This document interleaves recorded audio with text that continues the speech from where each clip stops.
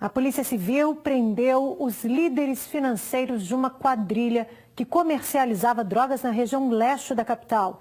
Eles cuidavam da movimentação e lavagem do dinheiro do tráfico. Com eles foram apreendidos carros de luxo e uma quantia milionária em dinheiro vivo. Com o bando, a polícia apreendeu mais de R$1 milhão. De acordo com as investigações, dinheiro arrecadado com a venda de drogas. Há 20 dias, Alexandre da Silva Teixeira, Felipe Samuel dos Santos, ambos de 31 anos, Jonas Lopes Xavier, de 36, e Diego Júnior Amorim, de 32, estavam sendo investigados e foram presos no bairro Santa Inês. O dinheiro foi encontrado em uma loja de peças automotivas dentro do porta-mala de um dos veículos do proprietário dessa loja. Estamos tratando de uma organização criminosa especializada, que foram identificados os principais líderes dessa organização criminosa, que são responsáveis pelo fluxo financeiro dessa organização.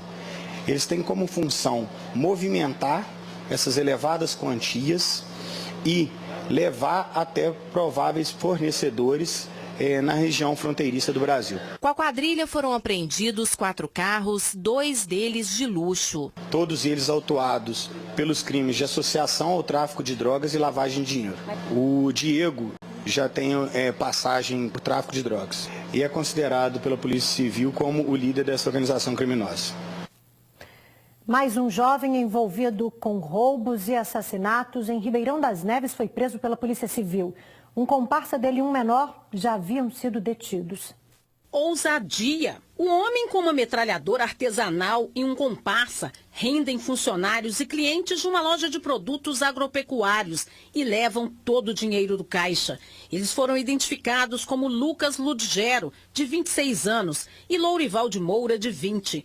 Lourival está de agasalho preto e revista as vítimas. O crime foi no dia 23 de abril, quando os 2 homens teriam fugido, segundo testemunhas, num carro branco e não foram localizados. Lucas foi preso 6 dias depois, após participar juntamente com o comparsa do roubo a um motorista de Uber. Segundo o boletim de ocorrência, eles estavam em um ponto de ônibus e pediram uma corrida pelo aplicativo. No meio do caminho, renderam o motorista. O homem foi deixado na rua pouco depois e acionou os militares pelo 190. Se iniciou então um rastreamento. Lucas acabou sendo preso em casa. O comparsa dele conseguiu escapar novamente. Ele só foi preso na noite passada, após a emissão de um mandado da Justiça. Esse cara tá forjando, o Uber tá forjando, que eu não roubei o Uber não. Tava lá em casa dormindo com a minha esposa, eles me tirou lá de casa lá 6 horas da manhã.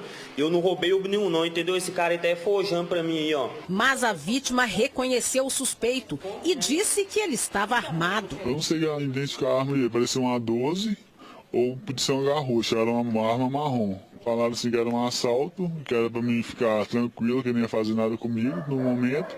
Depois assumiu o volante, me passaram para a porta de trás e mandou manter o cabeça abaixo o máximo possível, senão que ia atirar em mim. Esse ponto foi abordado nesse posto de combustível com um menor mais uma garota de programa. Ao ser revistado, foi encontrado em poder do menor uma bucha de maconha. Nós descobrimos que o ponto havia participado de um assalto na madrugada, durante a madrugada. E durante as nossas buscas, nós descobrimos que o Lucas Ludgero tinha participado desse roubo.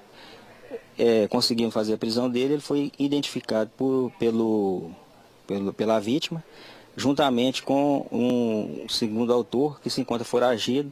A polícia militar foi atrás de Lourival, mas ele só foi preso na noite dessa quinta-feira, após o mandado da Justiça ser expedido. Ele estava escondido dentro de um barraco, dentro de uma comunidade, aonde quando ele foi preso ontem, ele fala que ele estava ali esperando um pouco a poeira baixar para ele fugir para o interior do estado. Por exemplo, a gente vê que os 2 têm passagem desde os 18 anos, passagens que eu falo com prisões, porque passagens com boletins de ocorrência eles têm desde menor. De acordo com a delegada, Lucas tem passagens por roubo, furto e por homicídios. Lourival por roubo e furtos. Os 2 estavam em liberdade condicional desde o ano passado. A polícia também investiga a participação de uma terceira pessoa, que agiria como piloto de fuga para os criminosos. Eles têm entradas e saídas no sistema penitenciário desde que os dois completaram 18 anos. O Lorival pouco tempo, porque ele tem 20 anos, o Lucas um pouco mais, porque ele está com 26. Mas desde que os dois completaram 18 anos, eles são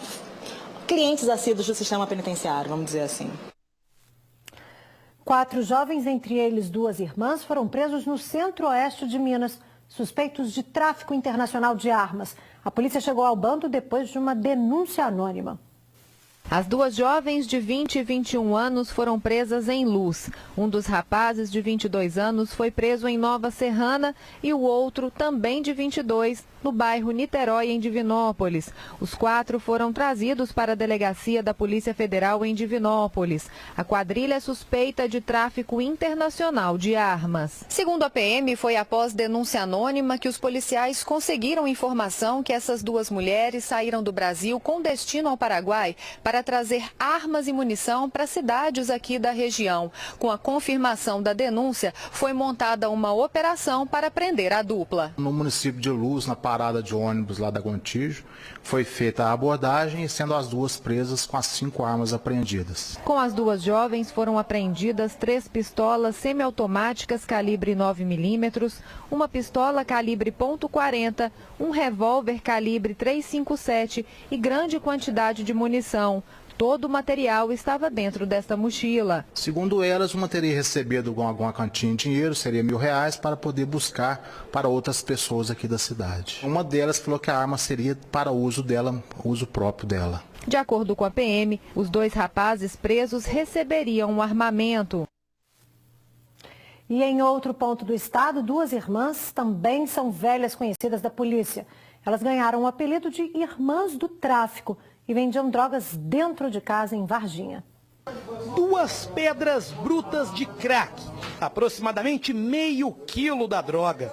Tudo isso foi encontrado com essas 2 mulheres, Laís Rafaela da Silva, de 21 anos, e Natália Cristina da Silva, de 20, conhecidas no meio policial como as Irmãs do Tráfico. Na delegacia, elas não quiseram papo com a nossa equipe, mas diante da polícia elas confessaram que eram donas da droga e como iriam vender as pedras de crack. Pela quantidade, aproximadamente 500 gramas de crack, ela disse que fracionadas ela faria em torno de R$10.000. Elas foram surpreendidas, né? A gente chegou no local, já não houve tempo de reação delas. Aí a gente abordou elas, né?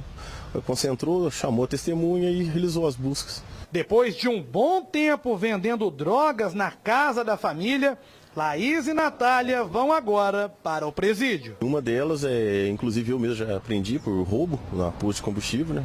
Por ser uma mulher, era menor na época, entendeu? Mas já tem passagem, tem outras denúncias também por tráfico, uso e briga também, já tem bastante passagem, sim.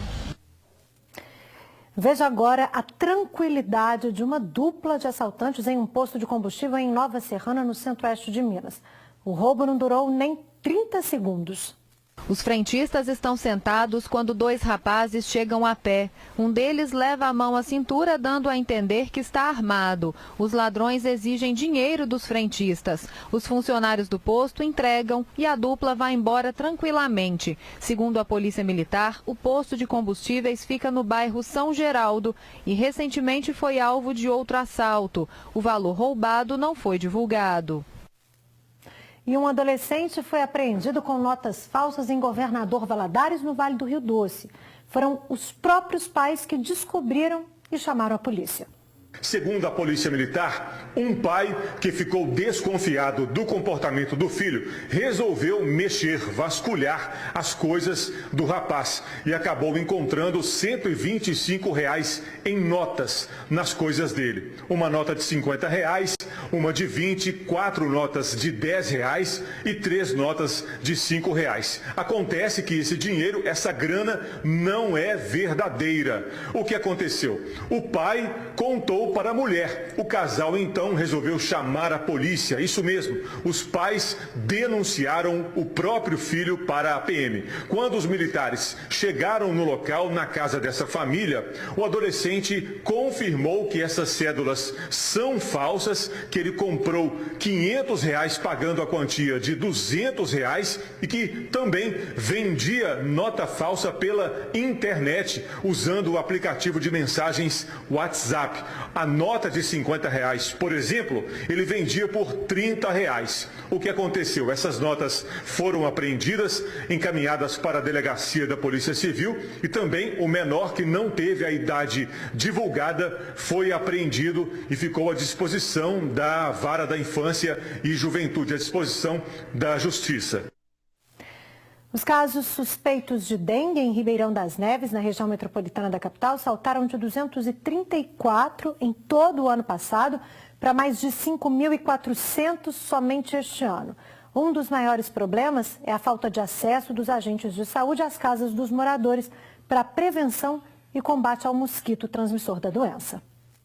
Todos os dias, agentes de combate à dengue visitam cerca de 40 casas para combater o mosquito Aedes aegypti. Para você ter uma ideia, em 2018, a cidade registrou 234 casos de pessoas suspeitas com dengue. Em 2019 até agora, já são 5.400 casos. O problema é que muitas vezes as pessoas recusam receber os agentes e aí dificulta muito o trabalho de vocês, né? É importante, né, que a comunidade ela deixe os agentes visitar as residências, porque é uma pesquisa do Ministério da Saúde, 80% dos recipientes que são encontrados Aedes aegypti estão dentro do domicílio. Então é importante que a comunidade faça a sua parte, permitindo a entrada dos agentes. Nessa rua, por exemplo, alguns moradores foram resistentes. Os agentes querem visitar a casa da senhora achou por bem não deixar, por quê?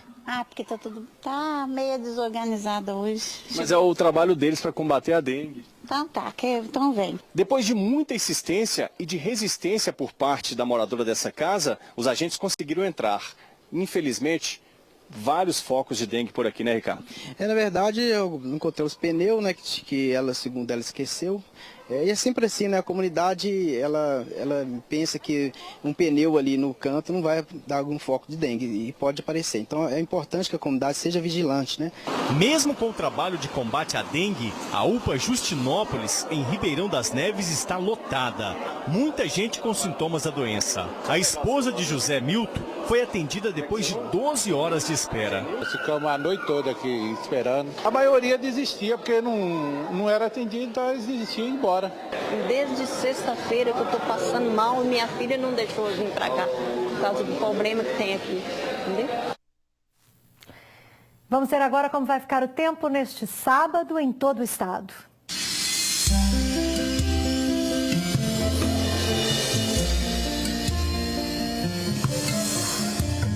Céu parcialmente nublado com possibilidade de chuva no sul do estado. Nas outras áreas, tempo parcialmente nublado com chuva forte e trovoadas. Em Belo Horizonte, mínima de 17 e máxima de 27 graus. Em Dom Silvério, os termômetros vão dos 16 aos 32. Oscilam dos 10 aos 29 em Cruzília. Ficam entre 17 e 34 em Janaúba. E em Teófilo Otoni, mínima de 19 e máxima de 32 graus. Jejum intermitente, você já ouviu falar? Sabe como funciona? Veja quem pode fazer e quais os cuidados necessários antes de aderir à nova dieta.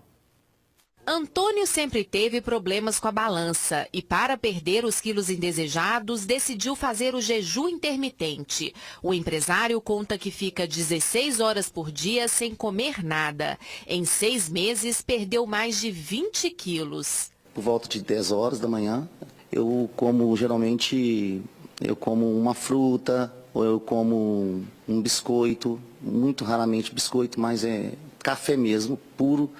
E vou me alimentar por volta de 3 horas da tarde, que aí é onde que eu almoço, como alguma coisa. Aí eu como proteína, né? Só proteína. Ana Paula viu os resultados do patrão e decidiu seguir a dieta. Em 3 meses conseguiu perder 9 quilos. A chefe de cozinha disse que a adaptação ao jejum não foi nada fácil. Você fica sem comer quanto tempo? 18 horas. Você chegou a ter algum desconforto quando você começou a fazer a dieta?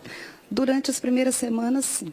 Durante assim umas 2 semanas eu sentia tonteira, eu me sentia assim, um desânimo, sabe? Eu sentia até uma dorzinha nos ossos. O que mudou com a sua vida depois do jejum? Minha vida mudou 100%. Eu tenho mais ânimo, eu tenho mais autoestima. Eu consigo fazer atividade física sem me cansar tanto como eu cansava antes. O jejum intermitente é um método de emagrecimento em que a pessoa fica muitas horas sem se alimentar. O objetivo é fazer com que o corpo utilize os estoques de gordura e com isso haja perda de peso. O ideal mesmo seria ficar entre 12 e 18 horas, tem práticas até que vão de 24 horas.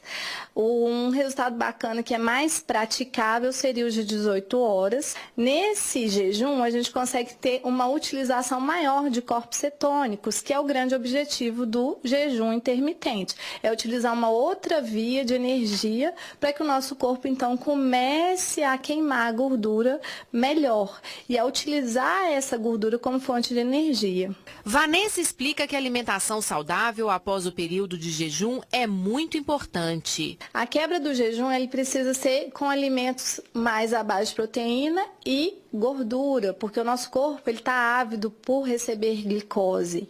Então, se eu ofereço alimentos que são ricos em carboidratos, ele vai oferecer uma quantidade de glicose muito grande para o organismo e ele não vai ter condição de utilizar tudo e vai acabar armazenando como gordura novamente. Este nutrólogo afirma que a prática não é aconselhável para qualquer pessoa. Períodos prolongados em jejum tendem a trazer alguns sintomas. Tonteira, fraqueza, aquela sensação de que falta de ânimo, hipoglicemia, que é uma coisa muito comum. Quem não pode fazer de jeito nenhum essa dieta? Olha, geralmente esses pacientes com compulsão alimentar são pacientes que precisam ser muito bem selecionados. Então, para estes pacientes, o jejum intermitente tende mais a atrapalhar do que ajudar.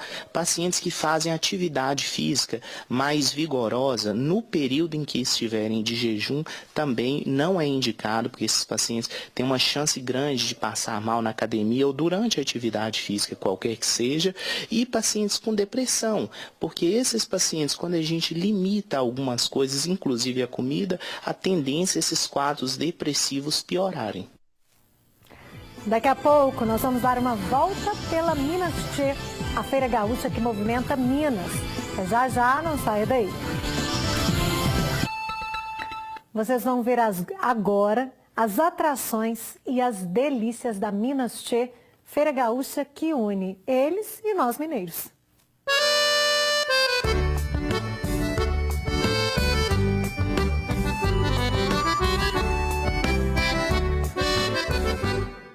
Os 110 expositores trazem o que há de melhor da culinária, moda e artesanato da região sul do país. A gente espera até o último dia do evento ter recebido em torno de 40 mil pessoas e movimenta muito a economia, não só pelas vendas, mas também pelo serviço que a feira gera. Na feira tem vinhos. São fabricados em Caxias do Sul, na região do Vale dos Vinhedos, no Rio Grande do Sul. Aqui em Belo Horizonte o que mais sai geralmente são os vinhos brancos, tanto quanto seco quanto suave. Salames, queijos, chocolates e tantas outras delícias que fica até difícil resistir. Olha, o chocolate de Gramado é conhecido muito pelo sabor. A matéria-prima que a gente usa no chocolate são puras. Então a gente usa o cacau 100% na fabricação e aí dá o sabor totalmente diferenciado mesmo do mercado hoje. Trabalho com 27 a 30 tipos de sabores de cuca. Olha, aqui em PH todos, mas a banana com canela e a maçã, não sei, parece que é o cheiro. É muito bom. Na barraca do chimarrão, os visitantes aprendem a preparar a famosa bebida gaúcha. O público mineiro gosta. Mas Baguri, olha, nos surpreende porque vem muito mineiro mesmo, aqueles que vêm trocar seus produtos. Eu quero uma cuia maior, eu quero uma bomba maior. Esta é a 17ª edição da Minas Tchê, feira tradicional no calendário de eventos aqui da capital.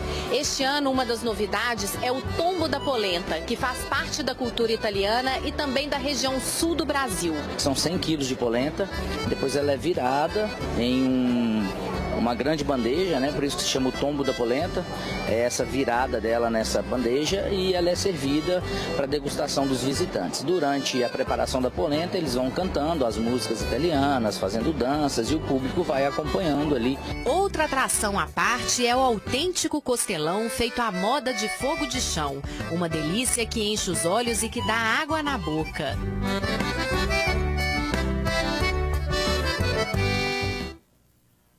Dá mesmo. Vou lá passear final de semana, e vocês? O JA termina aqui, eu volto na segunda às 7h20 da noite. Um ótimo fim de semana para vocês e até lá. Tchau!